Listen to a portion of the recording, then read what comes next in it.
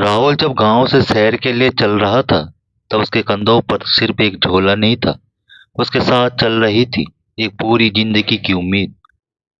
गांव में लोग कहते थे उसके पिताजी तो सरकारी नौकरी में हैं, पर राहुल जानता था कि सरकारी नौकरी का ठप्पा गरीबी को ढक नहीं सकता। तनख्वाह कागज पर ठीक दिखती थी, पर घर की दीवारों में दरारें थी। रसोई में खाली बर्तन थे और माँ की आंखों में हर महीने बढ़ता डर। राहुल पढ़ना चाहता था, किताबों से उसे लगाव था, पर किताबें भी रोटी मांगती है। गरीबी ने उसकी पढ़ाई बीच रास्ते में रोक दी। इंटर पास करते ही उसने तय कर लिया, अब वो बोझ नहीं बनेगा, अब वो शहर जाएगा। माँ ने पड़ोस से उधार लेकर उसके हाथ में कुछ पैसे रखे थे। उन पैसों से ज्यादा भारी माँ की चुप्पी थी। ना आशीर्वाद, न हौसला, बस एक लंबी सांस। शहर ने उसका स्वागत किसी अजनबी की तरह किया। ऊंची इमारतें, तेज चलती जिंदगी और भीड़ में खोया हुआ एक लड़का, राहुल। उसे नहीं पता था नौकरी कहाँ मांगी जाती है, किससे बात करनी होती है। वो हर दरवाजे पर जाता, हर जगह एक ही जवाब मिलता, अभी जरूरत नहीं है। दिन बीतते गए, जेब हल्की होती गई, हौसले की आवाज भी धीमी पड़ने लगी। आखिरकार उसे एक सिक्योरिटी गार्ड की नौकरी मिली। वर्दी पहनते ही उसे पहली बार लगा कि शायद वह कुछ बन रहा है।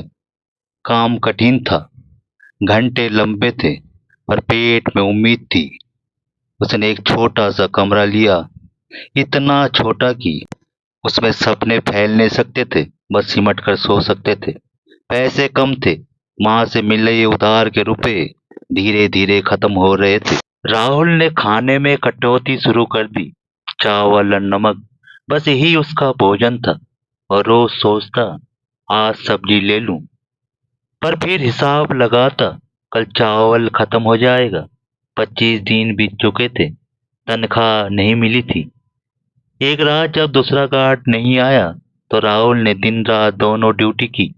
थका हुआ शरीर और खाली पेट, आखिरकार हार गए। रात के सन्नाटे में उसकी आंख लग गई। चेकिंग पर आए ऑफिसर ने जब उसे सोते हुए पाया, तो उसकी गरीबी नहीं देखी, बस उसकी गलती देखी। एक झटके में उसकी नौकरी छीन ली गई। अंधेरी रात में राहुल का कदम शहर की सड़कों पर नहीं, अपने टूटे सपनों पर पड़ रहा था। कमरे में पड़े 2 किलो चावल अब उसकी पूरी दुनिया थी। 3 दिन वह कमरे से बाहर नहीं निकला, मकान मालिक से नजरें चुराता रहा। फिर हिसाब लेने ऑफिस गया, लेकिन वहां से मना कर दिया गया। अब चावल भी कम पड़ने लगे। वह एक मुट्ठी चावल ज्यादा पानी में उबालता, उसमें नमक डालकर उसे पी जाता, जैसे भूख को छल रहा हो। शरीर सूखने लगा था। आईने में खुद को देखकर वह खुद से नजरें फेर लेता। 7वें दिन चावल भी खत्म हो गए। अब भूख पेट पे नहीं, पूरे शरीर में फैल चुकी थी। वह स्वाभिमानी था, मांगना उसके लिए मौत से कम नहीं था, लेकिन पेट किसी दर्शन को नहीं मानता। आखिरकार वह मकान मालिक की दुकान पर गया, कांपती आवाज में अपनी हालत बताई। रिटायर्ड फौजी ने कोई सवाल नहीं किया, बस कहा, ले जा बेटा, पैसे हो तो दे देना। राहुल को शर्म तो बहुत आई और राहत भी। उस दिन अंडा खाकर उसकी आंखों में आंसू आ गए। उसे लगा वह जिंदा है। पेट भरा तो हिम्मत भी लौटी। वह दोबारा सिक्योरिटी ऑफिस गया। वहां कुर्सी पर एक युवा महिला बैठी थी। वह लगभग 20-21 की रही होगी। वह दिखने में काफी सुंदर थी। उसने राहुल की बात सुनी और पहली बार किसी ने उसकी मजबूरी देखी।